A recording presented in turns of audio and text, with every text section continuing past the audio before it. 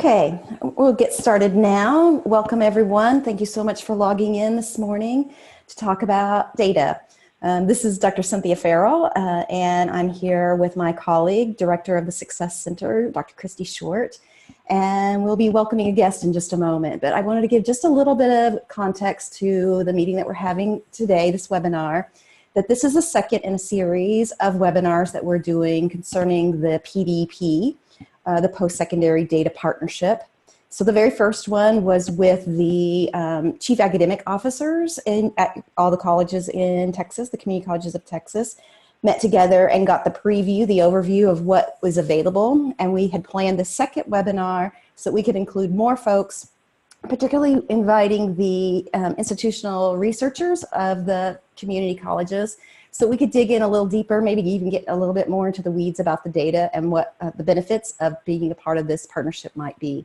So just before we get started, I wanted to lay a little groundwork about housekeeping, about how we're going to run the webinar. So just so you know, everybody is already muted, so you don't have to worry about that. And you can see that there's a place on there where you can type in Q&A, some questions, and we will take all of those questions at the end of the presentation. So be ready to start typing your questions even as we go. So the Postsecondary Data Partnership is a part of the way we know about it is through the Gates Foundation. So as a part of our Texas Pathways work that we're doing and in collaboration with the Gates Foundation, we have our KPIs, our key performance indicators that you all have been submitting to the Success Center each fall. And so this fall, we are postponing that while we make some decisions about where we'd like to go forward with this. So we are in conversations with the National Student Clearinghouse about this post-secondary data partnership that started, that Michelle will be talking to us about in a moment. But just as a way of introduction, I wanted you to know that we are interested in learning about the PDP and hearing from you all, whether you think that this would be a great way for us to use this kind of data collection to replace the old way we've been doing the KPI submissions. So the PDP is really a hub for the National Student Clearinghouse that many, if not all of you, have been submitting data to. And so it will continue to be like that, a hub for collecting and verifying and reporting data back to participants. And but one of the benefits of doing this may be that it could reduce the reporting that institutions are doing. So this is how it works, and in a moment you'll hear more details about how participating colleges are submitting data, how the Clearinghouse processes and validates that data, and how the Clearinghouse is planning to provide access to an interactive dashboard, which would be really great for some of our pathways work, has some potential there. And then with your permission, then the Clearinghouse could send reports to us and other organizations as you permit. So just with that really brief overview, I want to pitch it to Michelle, who's been a good colleague of ours and knows all about the PDP and is a manager of data relationships at the National Student Clearinghouse Research Center. So with that, I'm going to turn it over to Michelle. All right, thank you so much. Let me remind me how to take control here so I can bring up the, share. All right, I see it, so I can bring up the PowerPoint. So welcome everyone, and thank you for being here this morning. All right, I've selected the screen share. All right, great. And there's the PowerPoint. So Cynthia, if you can let me know if you can see that okay? Yes, we got it. All right, great. All right, so as Cynthia was talking about, the goal is to really help institutions and all the national initiatives and funders to be able to have better data for better student outcomes. And as part of that, we're working on interactive dashboards that have those key performance indicators. But our key goals are to simplify and streamline the data gathering and reporting process to give you an intuitive reporting mechanism, so interactive dashboards to be able to have more data-informed decisions across your campus, and then to give you one place to submit your data. So like with our Degree Verify and Enrollment Verify, many institutions to one place to others, so many to one to many, which really can be very helpful. As many of you know, the Clearinghouse was started to help alleviate all the multiple reporting for the loan and scholarship for NSLDS and others. And so we have continued those efforts over the last 25 years. And so what we really want to do is really help you have the ability to retain your students and increase the likelihood of students earning credentials. We have also added, as a part of the Postsecondary Data Partnership, the ability to participate in reverse transfer, as it's pretty much the same data set. So who are our partners currently? This is a sample of some of our partners across the country. As Cynthia said earlier, we're working with the Bill and Melinda Gates Foundation and the Lumina Foundation. But we have a lot of great partners, from Complete College America to the Student Success Network to the Frontier Set to the Association of Public and Land-Grant Universities to the State Higher Education Executive Officers. And we even have some regional ones. The Partnership for College Completion is out of the state of Illinois. So we're very excited about all the different partners that we're getting for the reporting purposes and working with you on your data and student success. So what's the key thing? You guys are working on the pathways, so you know those leading indicators versus lagging indicators are really very important, and having timely data on students is really important too. And so that's one of the key areas for those key performance indicators that you're working on. And you may or may not be aware, but those key performance indicators was a coalition of a lot of different folks in the research and education policy and et cetera. And they worked with the Institute for Higher Education Policy to come up with a field-driven metrics framework. So many of you are working on these metrics, and the key things are access, progression, and then completion. And so to talk a little bit about the Pathways Collaborative and sort of what's in the KPIs with the Clearinghouse, I just put a few of them on here. So some key ones that you're working on is sort of that progression of number of credits completed in a year. Is it 24? Is it 30? Is it 15 per semester? And then, are the students completing the Gateway Math and English key performance indicators? Were they prepared when they came to your institution for math and English? And then, are they persisting year to year, semester to semester? And then last but not least, looking at sort of the first academic year and the course level course completion rate, which is really important. So these are early momentum metrics that I'm sure you guys are very familiar with as you're working on the pathways. So how does the Postsecondary Data Partnership work? Excuse me. So institutions submit 2 new files to the Clearinghouse. That is a cohort file and a course file. We do have an optional financial aid file, but that's up to the institution as to whether they wish to pursue the financial aid.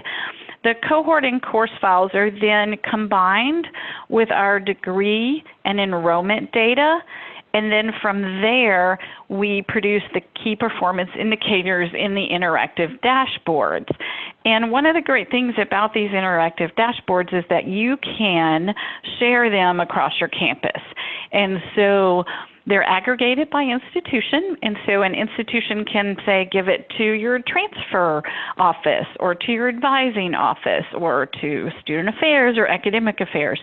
And so different offices can utilize these interactive dashboards to slice and dice the data for populations that they're working with. And then last but not least, we provide each institution with an analysis ready file, which also has some derived metrics from combining with degree and enrollment. And you can use that analysis ready file to match up to other data metrics that you have on your campus. So a good example might be your early alert data. If you have an early alert system, if you're using predictive analytics, that might also be another one that might be able to line it up with. And then from there, we also provide the ability for national initiatives, national associations, student success centers to have access to the aggregated data on those dashboards so that as they're working with you for your reporting purposes for grants or initiatives that you're participating with, you can have that many-to-one to many. So to give an example, Hawaii is a part of the Postsecondary Data Partnership, and they work with Complete College America, Achieving the Dream, and Jobs for the Future. So they're submitting their data and reporting out to 3 different national initiatives that they're working with. So I want to get into the weeds just a little with you guys. The Postsecondary Data Partnership, we start with, of course, data sharing agreements, and that varies as to how long it takes to sort of process those agreements. As this is new data that the Clearinghouse is taking in, each legal office really likes to review it carefully. I've had some who've come back in 2 weeks, and I've had some take 8 weeks. So it really just varies based on your legal offices that you work with. And then the institution will program to pull the data to send to the Clearinghouse. We've had reports from our pilot institutions, the Frontier Set, which I think there are a few on the webinar today. So welcome, you guys, and thanks for all your hard work over the last couple of years. We've had reports from them that on average it takes about 40 hours, 1 week, to sort of program the initial giving 5 years of historical data for one institution. So if you're a district or a system, it might take a little longer depending on your ability to pull from those different institutions. We do have currently 5 systems who are submitting at the system level. So if you're looking at that, that'll be a little different. But on average, we've had institutions who take about 40 hours to program totally. And then once you have the follow-up after that, it'll be a whole lot less because you're just submitting the most recent semesters. Then submitting the data the first time, anywhere from approximately 1 to 2 weeks of passing the validations and the troubleshooting. We just had the close of the window recently in June, and I did have 2 institutions from Illinois who completely passed all the validations within 3 to 5 days. So they were very diligent in their work and did a great job. And then subsequent submissions after that, it's been my understanding that it's about a week to get all the different validations processed. So those initial validations are probably what you're used to with Student Tracker, validating whether or not there's the date of birth is a date of birth, the Social Security number is a Social Security number, those kind of validations. And then there's a few more after that where we look at thresholds of certain types of data. So for example, if everything in Pell is unknown, if that's what gets submitted, then we reach out and sort of say, are you sure you want to make all of that unknown because this will affect your key performance indicators, and this is how. So things like that we sort of have a data quality for. And then from there, once we match it up to degree and enrollment, we do some other data quality validations where we look at the number of students over time in a cohort and different measurements like that to ensure that you have good quality metrics in your dashboards. And every once in a while, it has resulted for some institutions in some resubmissions of their data because they look at it and say, yes, we want this data element to be complete, so they go back and fulfill that information. And then once we complete all of the data quality validations, from there we match it up to degree and enrollment and then provide you with the interactive dashboards and analysis ready file. I hope you guys are putting questions in the questions box as we go along. Some key recommendations that we've gotten from our pilot institutions is one is pay close attention to the data definitions. They've said that that really makes a key difference in this data submission being smoother. Institutions typically also program for the data submission while legal is vetting the contracts if they know for sure they're going to participate. We've been able to work out with every institution across the country that we've worked with the legal documents and the needs. We know that some states have state legislation that we also have to work with. So that typically gets worked out. So that way you're ready when the legal documents are signed if you started your programming already. We really hope you'll reach out to us immediately with questions because we really hope to solve both the small and the big problems. We have a lean and mean team who answers those questions, and they're always happy to talk with you and learn from you. As the institutions on board know, over the past few years, as we've learned, we've made improvements to the PDP, and we will continue to do so, adding new metrics and adding improvements.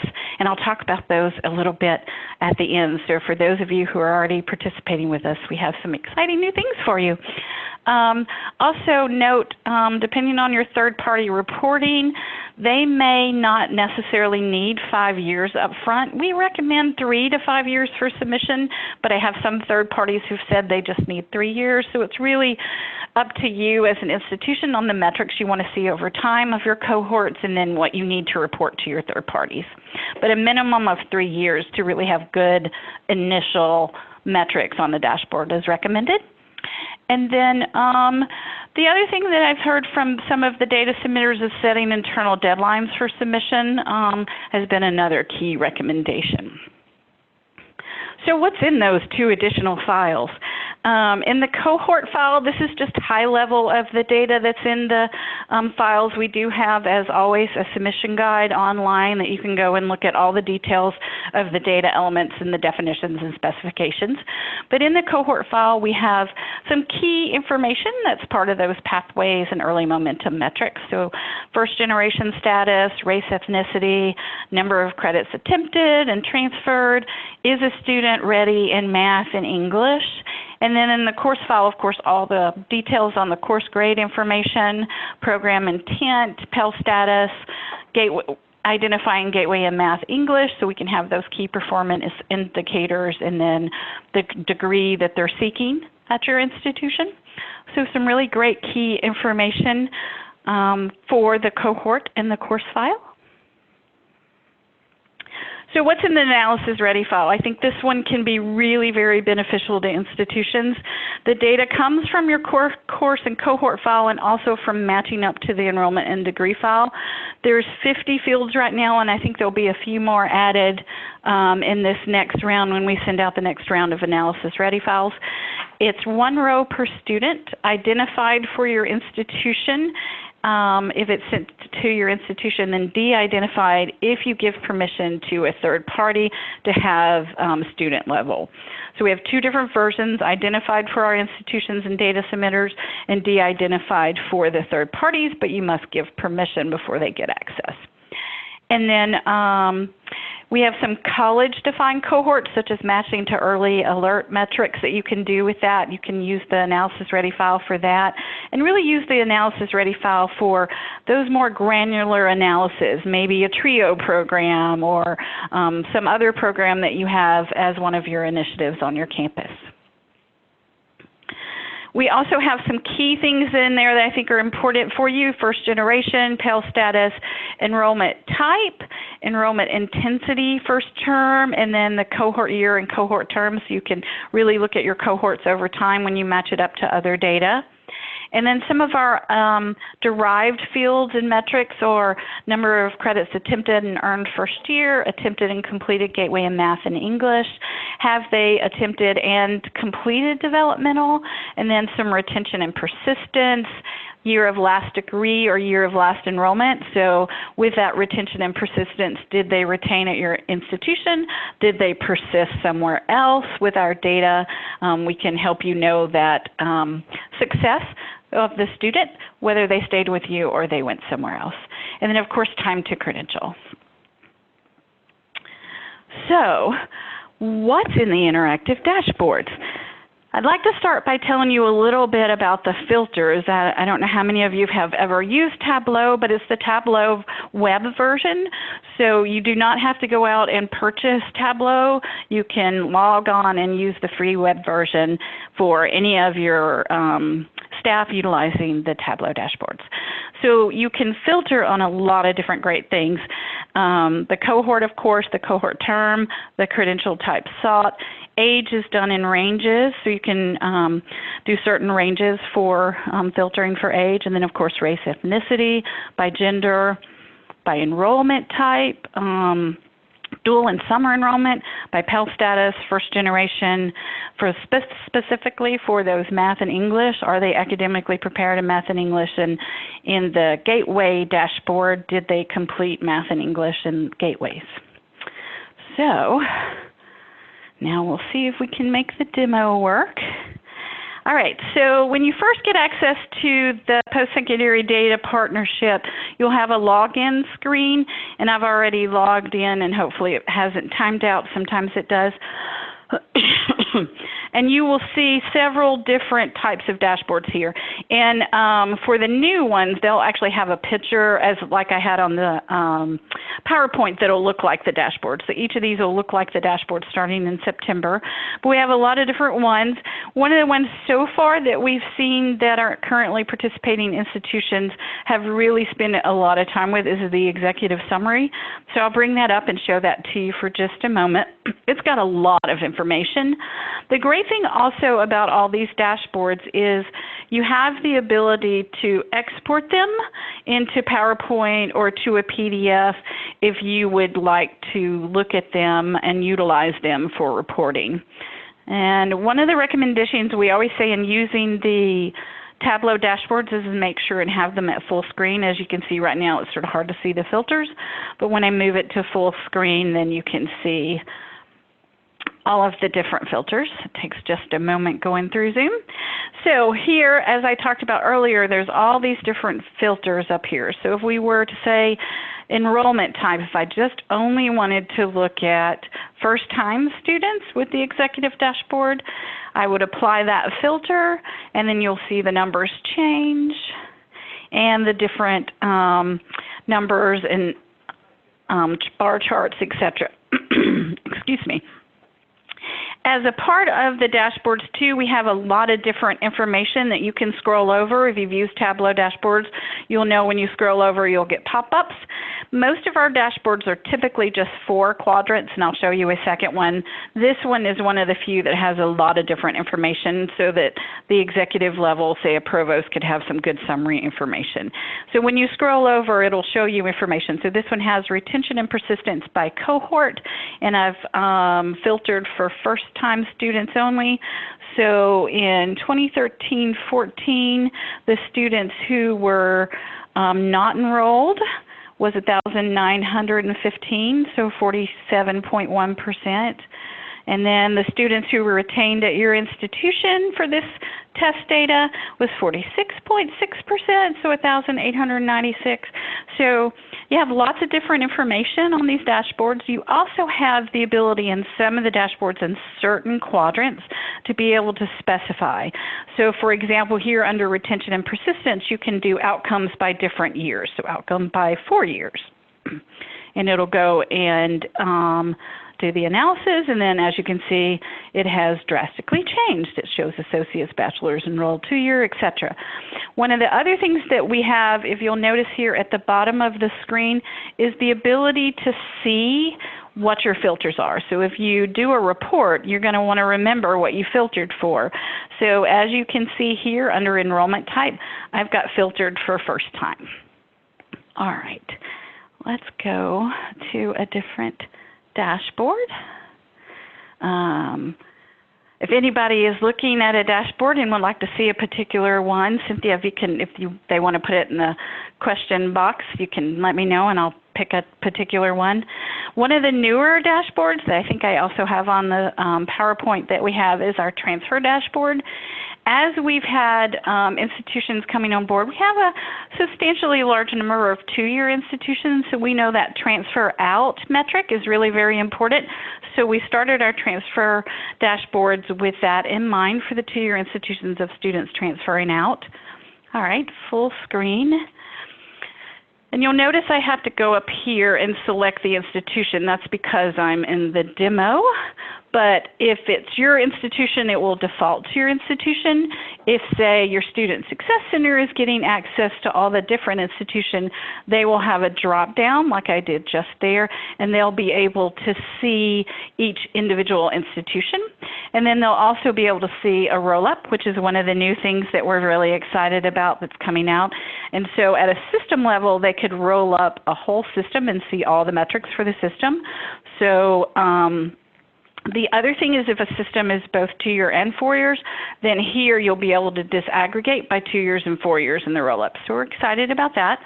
So here's the transfer dashboard, and as you can see, we have 4 quadrants. Typically for most of the dashboards, the first quadrant is really about how to use the dashboard. So it's got some key questions to ask to have you think about how to use these dashboards. And the transfer out dashboard also has some extra dimensions and filters. So when you select a dimension, certain dimensions stay static within the dashboards, and then you can filter based on that dimension. So that might be some language if you haven't used dashboards that you're not used to, but we could say for the transfer out dashboard, we want to look at, say, gender. And so as you can see, it's changing. And then what do we want to filter for? Maybe enrollment types. No, that's probably not a good one. Let's do, where's age? Age group. That way I can show you the age groups. The different age groups that we have are 20 and younger, 20 to 24, and older than 24. So if we were to do this one by older than 24, so you'll be able to look at older than 24 population, and did they transfer out with a credential earned at your cohort institution, and what type of credential, because we have some 2 years across the country, Florida and some others who also have bachelor's. This reason it's showing all the different types of transfer out credentials or with no credentials. So as you can see, this cohort year, test data, has all of them with no credentials. So, and then you can also, for the transfer out dashboard, change the cohort and look at different cohorts. So different information based on cohort. All right, how am I doing on time? Okay, 11:29. I'm on Eastern time, just so you guys know. All right, so I'm going to go back to the PowerPoint. Unless, Cynthia, there was anyone, I'll go back to the home. And if there's anyone who wants to see a particular dashboard, there's so many different key performance metrics here that you could probably be using for the pathways. Credit accumulation rate or gateway. Is there a particular one that anyone would like to see? So I don't see anywhere where anyone is particularly picking out a dashboard, but I do have a question for you. Can we add or create different or other filters in the dashboard than those displayed on the presentation? Oh, good question. That's sort of a yes and a no. Let me pull up enrollment and show you a couple other things about the dashboard. So I'm glad you asked the question. Sometimes I get so excited about looking at the dashboards, I forget to tell everything. So let me go to full screen. So a couple of other things that you also have as part of the dashboard. It's hard to see, but hopefully you can see it on the screen. At the top here, there's a couple of other tabs. So with each dashboard, you get enrollment details, and you also get the filters. So if you wanted to say, especially if you have a Tableau license, you could export the data and be able to utilize it to slice and dice it in other ways. Right now we have pretty comprehensive filters. There are some dashboards that have extra filters. As you notice, I had the dimensions on the transfer one. And so if I were to filter here on age group, older than 24, so I'm on the first year enrollment, you would see the numbers change, and you can export those out and utilize them. And then also we have a dashboard guide, because we know that many folks will want to know about the metrics behind all these wonderful measurements. And hopefully it's going to go, come on. So it's a little tight right now. Tableau has got an update that they need to put in this year sometime, and once they put in that update, we'll have the ability to scroll, and then we'll open it up a little further so it's a little easier to read. So we're waiting on Tableau. But basically with each dashboard guide, you get the purpose, the methodology, some key enrollment information, how to filter, and then what is my data showing. So with each of the dashboards, we have these guides, and as Tableau allows us to scroll, then we'll be adding more information to help you. So I hope that answers the question. All right. Okay, let's go. We have a few other questions. Okay. So this was when you were back on the transfer out dashboard, and the question was, where is the gender breakout for transfer out? Okay. I think that's at the top still, but I'll have to go back to that dashboard to double check because I don't have them all memorized how they look.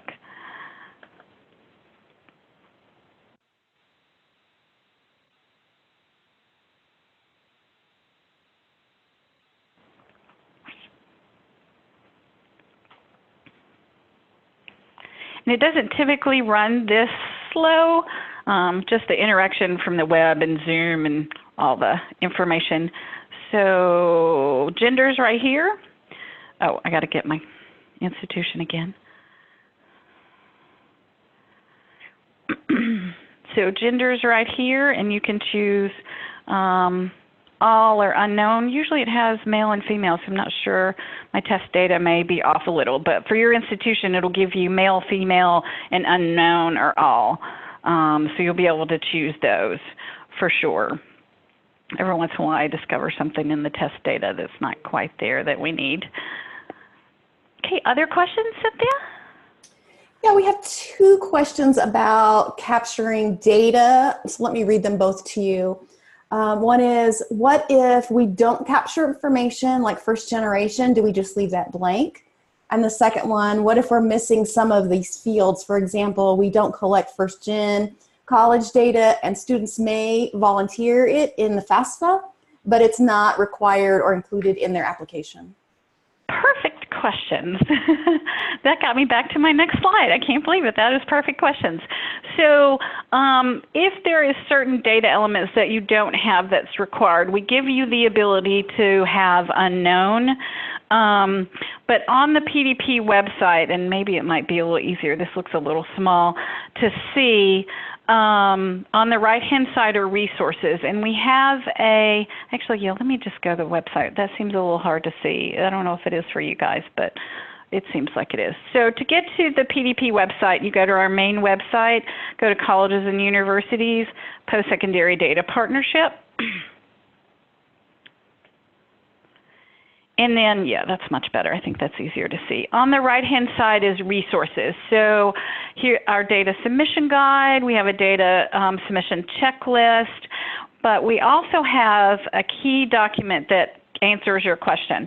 So if there's key performance indicators that have critical elements, if you go to this document, it will show you a table that if certain fields are not present or not known, how it impacts the key performance indicator.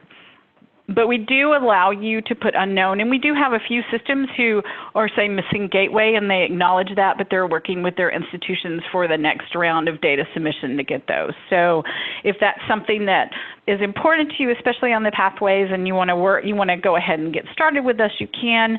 Just realize that for some data elements, you may not have them. I would recommend that if you do have one data element that's going to be unknown, that you let us know, because we do set thresholds on certain data fields that are critical for the KPIs, so that we can also alert you, because let's say one person is submitting the data, but the lead folks who are working on your campus wanting the KPIs aren't aware that you don't have it, then they get the metrics and it's unknown. And so we try to also do some data quality to say, hey, did you mean to put unknown for all of these, if that makes sense? I think that, well, did that get all the questions that you said? I think you said multiple questions. Yeah, so there's another question that's related to where I think you're headed next, and it's about how this partnership works, especially for colleges who are already submitting data to you. So how would this work for them? So yes, the degree enrollment data would still stay being submitted by the way that your institution is doing it now, especially for compliance purposes. We don't want to change that. And then these new data files you would submit separately. I think that answers the question. Also on the resources, now that I'm back at the page, at the top of our website, you have examples of each of these dashboards, and there's 3-minute dashboard video tours. So if you'd like to go and really dig deeper into one of the dashboards, you can do so.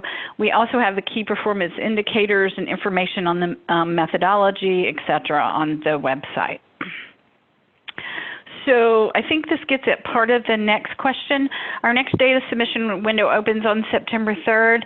And I know I have a couple of the Frontier set, I think, on the call. So I will tell you, I know that you have a submission window that you've been giving because that's part of your requirements for your work. But we are opening it up a little earlier than the original date that you were given, and you're welcome to start submitting a little earlier if you would like to. So September 3rd is when the next data submission window opens. And I think I've already talked about the transfer dashboard, the system roll-up. Oh, and one of the new things that we're launching when we open it up in September, especially for those who are submitting 3 to 5 years of data in the beginning, sometimes you'll submit a file and realize that you need to resubmit it for whatever reason, or you run through errors. So we're giving each institution the ability to go through, because some have large data sets, so they may not submit every year in one file. They might submit each year of the course data based on the cohort, so it just varies. You can do it for most institutions on one file, but if you're really large, sometimes we suggest doing it by year, because that way it's easier to really dive in to see about errors or any kind of issues that you have with your data. But we're giving you the ability to reject files. So let's say you submit a file and you're taking a look at the file later another day, and you're like, oh, I meant to put this information in there. You can come back and resubmit the file and reject the previous file.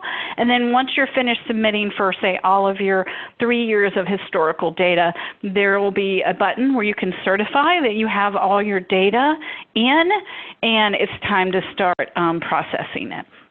And so then it'll go through that second set of data validations before we merge with degree and enrollment, and we can give you feedback on that. So we're really excited about giving you that control to be able to say, I'm ready, or reject this file, because you know your data and your submission process better than we do. So summary of the benefits: access to the interactive business analytic tools in Tableau. We have more than 8 key performance indicators now with the transfer out dashboard and some others. The executive summary dashboard, system level roll-up, being able to filter by a lot of different parameters, and then also reporting to multiple different third parties, and then the student level analysis file. So I'm hoping that you've gotten some more questions in. For further questions, we have 3 or 4 different people that monitor the PDP service, including me, but I will tell you I travel a lot and present a lot, so sometimes I get a little behind because there's been lots of great excitement for the PDP, so keeping track of all those emails can be a little challenging, but I always encourage you to, if you haven't heard from me, please feel free to say, hey, I sent you an email, you haven't responded, please respond, because I'm more than happy to do that. So if you're interested in participating, you have particular questions about participating, this is the email that you will send it to. And then also if you have data questions, we have a couple of different people who can answer questions on data submission and clarifying definitions. Questions? Okay, a couple more. So this one is really from earlier in your presentation about submitting data. And the question is, what is the value of submitting data to the financial aid file? So we are working right now for analysis ready file for financial aid, and once we have enough submission from different institutions on financial aid, we will create a financial aid dashboard. We're working with some national researchers, and we have a consultant who's known in the field of financial aid who's also helping us with the design of those dashboards. We haven't prioritized the financial aid dashboard yet because we don't have enough institutions submitting, but we will will be giving an analysis ready file this next round of financial aid for those who've submitted. We're working on that. Good. So then you can match it up to other data like the others.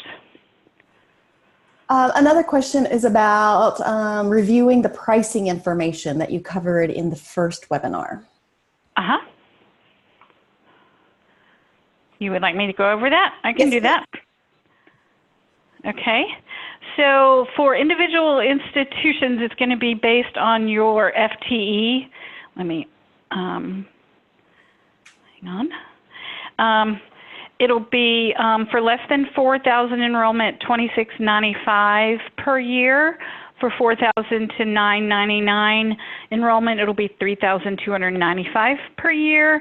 And then for greater than 10,000, it'll be $3,995 per year. However, for those of you who are early adopters, let's say you start submitting anytime in September through July of next year, you will not be invoiced until July 2021. So let's say you start submitting this September, you're going to have close to 2 years worth of free. And the other thing about our early adopters is we do want your feedback. We have 2 advisory committees that have institutions and systems on it that give us feedback on here's a filter we would like to see. Here's a cohort we would like to see. Here's information that we would like to see in the metrics. And so we take that in consideration as well as our advisory board with initiatives, and then we put that together to develop new metrics. So our goal is to help get our institutions on board and get our feedback from them to improve it and make it very valuable for you. Can you repeat how often the data will be submitted and updated? So typically it's 2 times a year in the fall and the spring. In the fall, so this next submission window, our currently participating institutions will be submitting the spring and the summer data, and then in spring they'll submit fall. We will, past the sort of window of when we will give out the reports, allow new institutions to go ahead and submit their historical data to sort of get caught up, so when the next window opens, and we'll be able to provide them with the analysis ready file and with the dashboards, but it'll be matched up to degree enrollment based on a specific date, so that everyone has consistent data when it comes to degree enrollment. So ideally, the colleges would be able to make a decision about participating very quickly and submit sometime between the 3rd and the 31st of September. But if they are not able to, like, let's say that this is brand new information to them and they want to spend some time investigating on the resources that you shared, then what would be the process for them? So they would go through the legal process and the programming, and they'll be able to, our submission window is going to be open. I think the date for the effective date will be November 8th for matching up to degree and enrollment. And at that point, after that is when we'll start aggregating the data and providing analysis ready files and dashboards. So after that date, they can continue to submit. It's just that when we match up the data, it'll be based on enrollment and degree from November 8th, if that makes sense. So we're not restricting them from submitting at any point in time going forward. It just means that how your dashboards and your reporting comes is based on, because enrollment gets submitted every 30 days by our institution, so we have to take a snapshot in time so everybody has good comparisons, if that makes sense. Mm-hmm. Thank you. Is this process or this subscription different if our institution already has Student Tracker Premium? There will be a discount on Student Tracker Premium if you participate in both PDP and Student Tracker Premium. Good. And type your questions in. I'm down to the last one. So one more question says, does the website have template files like cohort or course that we can look at? So yes, it has a basic template for the cohort file and a basic template for the course file. I did recently get a question, I don't remember if it's a Texas institution, I've asked my staff to work on it, the ability to sort of have, and they're working on it, the submission guide, sort of the chart to maybe put in an Excel file so that folks, when they're mapping to their SIS system, can have those extra fields. And they're working on that. It's just the way that we have the submission guide set up, it wasn't necessarily easy to instantly export it into Excel. So we're working on that. So I hope to have that up there soon to help folks who are starting out brand new, because we know you need to map those data elements to your SIS system, which was a really great suggestion from an institution. And I'm trying to remember which state they were from. Other questions?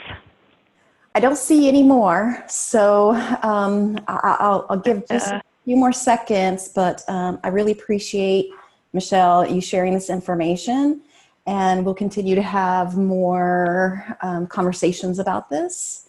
I see a question. All right. Coming. Okay. I see a question here.